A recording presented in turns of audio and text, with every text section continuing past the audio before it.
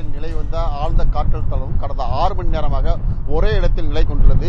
இதைத் தொடர்ந்து 12 மணி நேரத்துக்கு பிறகு அது புயலாக வலுப்பெற்ற சூழ்நிலையில் காரைக்கால் மற்றும் மாமல்லபுரம் இடையே வந்த 30ஆம் தேதி காலை கரையை கடந்துள்ளது. இதன் காரணமாக தற்போது சென்னையில் உள்ள கடற்கரை பகுதியில் வழக்கத்துக்கு மாறாக கடலில் சீற்றம் அதிகரிக்கிறது. குறிப்பாக பட்டினப்பாக்கம், காசிமேடு, எண்ணூர் உள்ளிட்ட பல்வேறு பகுதியில் உள்ள கடற்கரை கடலில் அலைகிறது சீற்றத்துக்கு வழக்கத்துக்கு மாறாக சீற்றத்து அதிகமாக காணப்படுகிறது. தற்போது நாம் இருக்கக்கூடிய பகுதி பார்த்தீங்கன்னா காசிமேடு கடற்கரை இருக்கிறோம். இங்கு பார்த்தீங்கன்னா 2 ஆள் உயரத்துக்கு அதிகமாக கடல் சீற்றம் அலைகளை வேகமாக அடித்துக் கொள்வதை காணப்படுகிறது.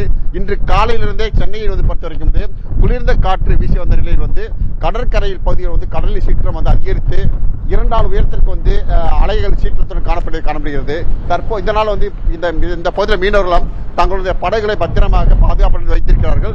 மீனவர்கள் மேலும் தங்கள் படகுக்கு எதுவும் பாதிப்பாராத வகையில் பத்திரப்படுத்தியுள்ள சூழ்நிலையில் கடலின் சீற்றத்தை காண பல்வேறு இந்த பகுதியை சேர்ந்த பொதுமக்கள் அனைவரும் செல்ஃபி எடுக்கக்கூடிய சூழ்நிலை காணப்படுகிறது. எனவே பாதுகாப்பு கருதி இந்த பகுதியை அப்புறப்படுத்த வேண்டும் என்பது இந்த மீனவர்கள் கோரிக்கையாக இருக்கிறது. ஆனந்தி, தகவல்களை வழங்கியமைக்கு நன்றி முருகேசன்.